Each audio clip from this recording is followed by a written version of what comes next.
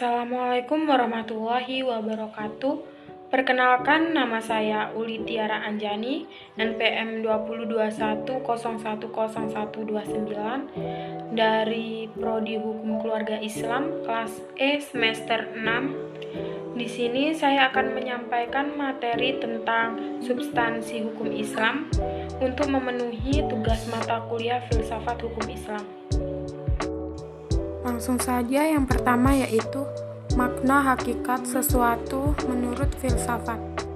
Di sini terdapat definisi hakikat adalah pernyataan hakikat sesuatu yang berarti suatu pengertian abstrak yang mana hanya mengandung unsur pokok yang diperlukan untuk memahami suatu golongan tertentu dan untuk membedakannya dari golongan lain. Kemudian definisi yang disebut dalam ilmu logika sebagai jami atau memuat dan mani atau menolak ialah definisi yang paling penting dalam ilmu pengetahuan dan filsafat. Definisi tersebut tersusun dari jenis yang terdekat dan perbedaan spesifiknya. Jenis yang terdekat atau genus itu setiap pengertian yang mana menyatakan hanya dari hakikat sesuatu, yang berarti pengertian tersebut belum menyatakan hakikat sesuatu itu seutuhnya.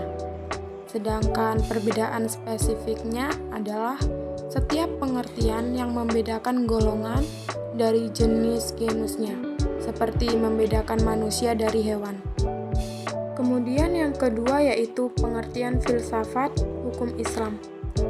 Filsafat hukum Islam itu terdiri dari 3 kata, yakni filsafat, hukum, dan Islam.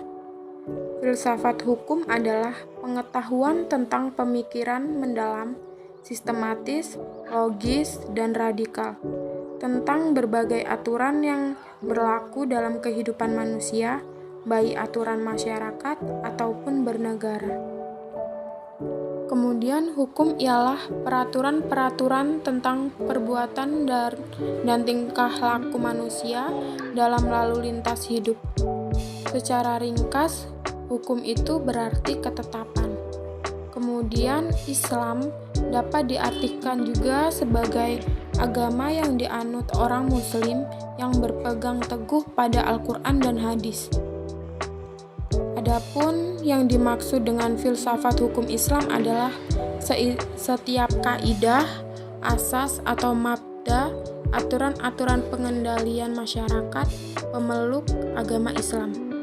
Kaidah ini dapat berupa Al-Quran, hadis, pendapat sahabat dan tabi'in, kemudian ada juga ijma ulama dan fatwa lembaga keagamaan. Kemudian yang ketiga yaitu faktor yang menjadi ciri filsafat hukum Islam. Yang pertama yaitu terdapat wacana atau argumentasi, bahwa filsafat ini memiliki kegiatan berupa pembicaraan yang mengandalkan pada pemikiran rasio tanpa verifikasi uji empiris.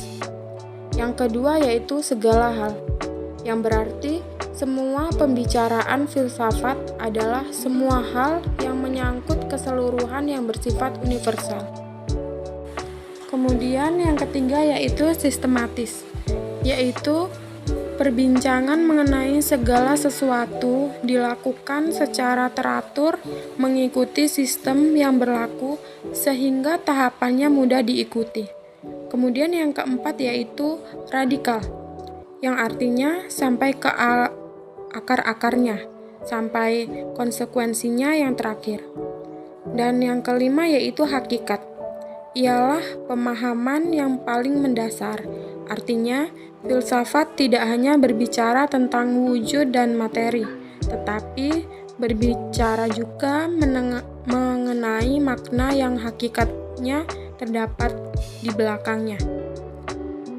Berdasarkan dari 5 ciri berpikir filosofis, dapat diambil kesimpulan bahwa filsafat merupakan kebebasan berpikir manusia terhadap segala sesuatu tanpa batas, yang mengacu pada hukum keraguan atas segala hal. Demikian itu saja yang dapat saya sampaikan, kurang lebihnya saya mohon maaf. Wassalamualaikum warahmatullahi wabarakatuh.